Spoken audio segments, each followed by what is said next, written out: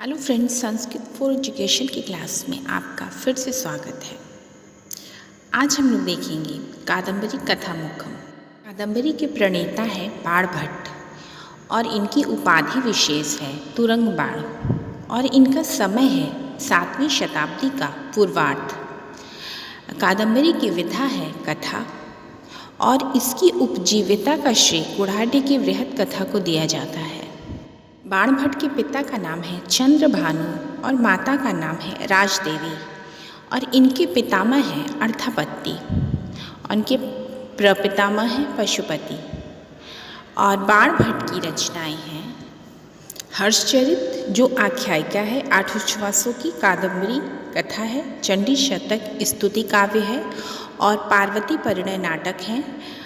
और बाणभट्ट की रीति है पांचाली और कादम्बरी कथामुखम का रस है श्रृंगार।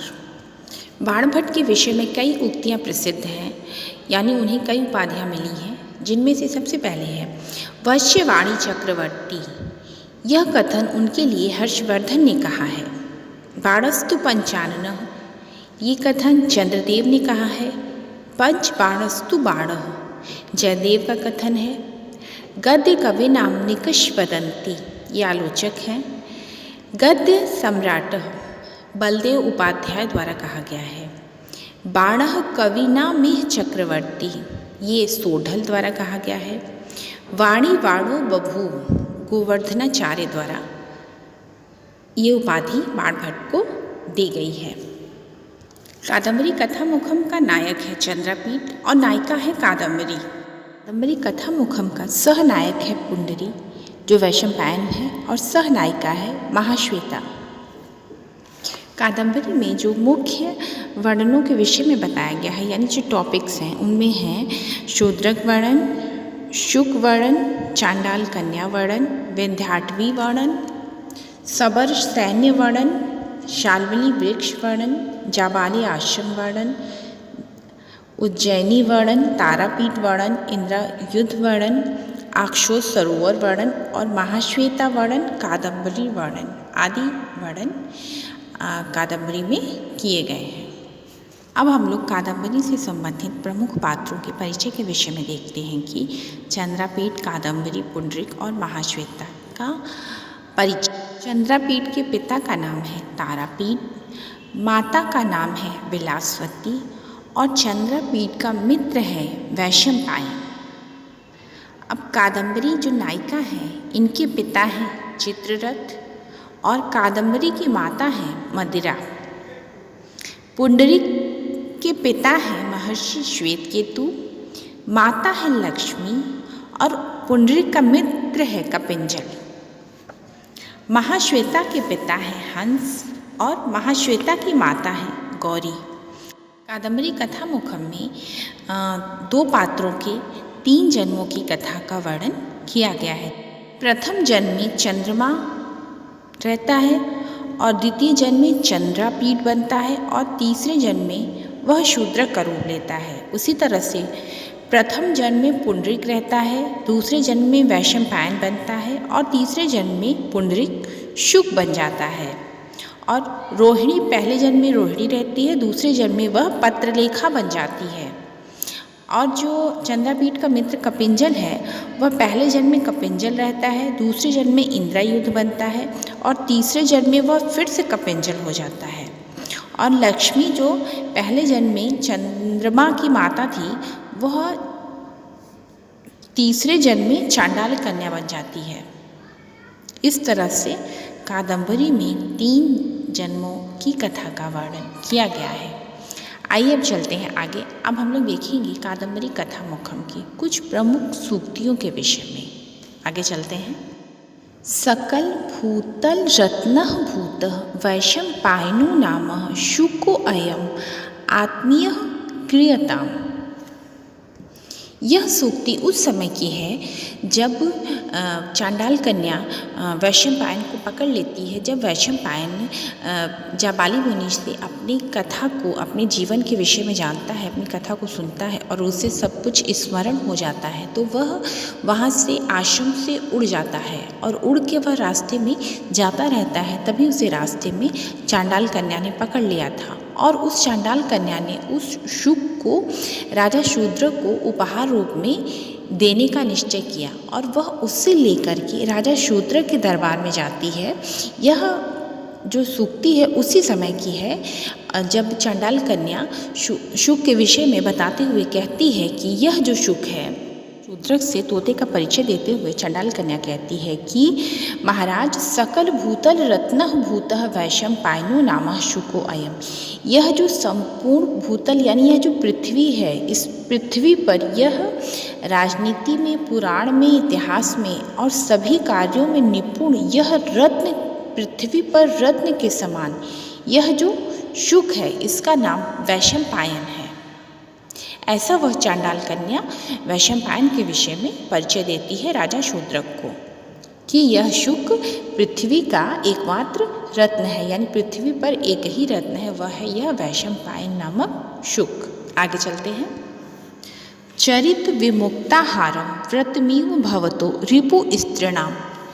जब चांडाल कन्या शुक के विषय में बता लेती है और उसके बाद तब थोड़ी देर के बाद वह शुक अपना दाहिना पैर उठाकर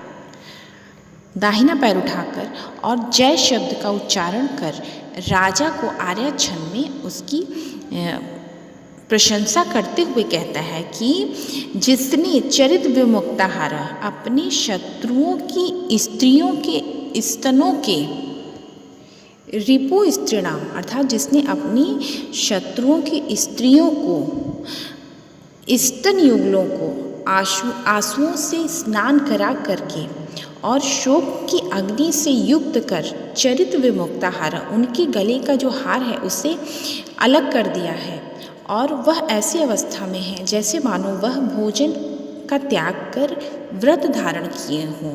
ऐसे राजा की यानी शूद्र की वह प्रशंसा करता है। कौन? शुक। आगे चलते हैं। अगली सूक्ति है देव महत्यम कथा यदि कौतुकम अकर्ण्यताम। जब वैशंपायन राजा से घुल मिल जाता है, उनसे बात हो जाती है, उसके बाद जब राजा अपनी कथा सुनाने के लिए शुक को कहते हैं, तब जो शुक का कथन है वह कहता है कि देव महत्यम कथा यदि कौतुकम अकर्ण्यताम। हे देव यानी हे राजा, कथा थोड़ी लंबी है, अगर फिर भी आप कौतुकम मानी इच्छुक हैं, इच्छा रखते हैं मेरी कथा सुनने को, तो मेरी कथा को सुनिए। यह सूक्ति यह बताता है। आगे चलते हैं। अनाराधित प्रसन्नीन कुसुम शरणेन भगवताम ते वरह दत्तम कश्योक्ति। यहाँ पे पत्रलेखा के विषय में कहा गया है कि अनाराधित प्रसन्नीन यानी बिना आराधना के ही प्रसन्न हुए कुसुम शरणेन कामदेव ने भगवताम ते वरह दत्तम तुम्हें वर दे दिया है। यहाँ कहा जा रहा है कि बिना आराधना के ही कामदेव प्रसन्न होकर के वरदान दे दिया है। आगे चलते हैं। बलवान जननी स्नेह। यह कथन चंद्रापीठ का है। चंद्रापीठ अपनी माता के लिए कहता है कि माता का जो प्रेम होता है, बलवान जननी स्नेह, माता का जो प्रेम होता है वह बहुत बलवान होता है, उसमें बहुत शक्ति होती है, ऐसा चंद्रापीठ अपनी माता के लिए कहता है। आगे चलते हैं। अगली सूक्ति है अहो मानुषीषु पक्षपातम प्रजापते। इस सूक्ति में कादम्बरी जो है वह पत्रलेखा को जब देखती है तो उसे ब्रह्मा से यह शिकायत होती है, यानी वह ब्रह्मा की सोच के विषय में सोचते हुए कहती हैं कि ब्रह्मा ने मनुष्य जाति में भी कितना पक्षपात किया है। वह कह रही हैं अहो मानुषीषु पक्षपातः प्रजापति, अर्थात ब्रह्मा ने किस तरह से मनुष्य प्रजाति में भी बात किया है, यानी मनुष्य में ब्रह्मा का जो पक्षपात है उसके विषय में कादम्बरी यहाँ सोच रही है। आगे चलते हैं। अगला है अनाथ परिपालनम ही धर्मो अस्मद्विधानम। यह कथन उस समय का है जब हारित जंगल से शुक को लेके आता है और उसे देख के जब वह अपने पिता को बताता है कि यह सुख मुझे जंगल में मिला है और मैं इसे उठा के लेके आया हूँ, तो उस समय जाबाली मुनि कहते हैं कि अनाथ परिपालनम ही धर्मो अस्मि त्रिधानम। अनाथों का पालन करना ही हमारे जैसे मुनियों का कर्तव्य है। चलते हैं। बहुभाषिण न श्रद्धा धाति लोकः। यह कथन चंद्रापीठ का है और चंद्रापीठ यह कहता है कि बहुभाषिण मतलब बहुत बोलने वालों पर लोग न श्रद्धाति लोकः, लोग विश्वास नहीं करते, श्रद्धा नहीं करते मतलब विश्वास नहीं रखते हैं। आगे चलते हैं। अगला है गिरियसि गुरो आज्ञा। यह कथन चंद्रापीठ का है। चंद्रापीठ कहता है कि गुरुजनों की आज्ञा महान, गिरियसि गुरु आज्ञा, बड़े गुरुजनों की आज्ञा महान होती है यानी बड़ी होती है। आगे चलते हैं। अगला है बलवती ही भवितव्यताम होनहार बलवानः। यह कथन कपिंजल का है और कपिंजल कहता है बलवती ही भवितव्या होनहार बलवानः। जो होनी होती है वह बहुत बलवान होती है, उसे होने से कोई रोक नहीं सकता है। इस तरह से कादम्बरी कथामुखम की कुछ प्रमुख सूक्तियाँ हैं जिनका वर्णन यहाँ किया गया है। एग्ज़ाम की दृष्टि से जो बहुत महत्वपूर्ण है और इनका कॉन्सेप्ट क्लियर हो, इसलिए आप इसकी कथा को भी ज़रूर समझें।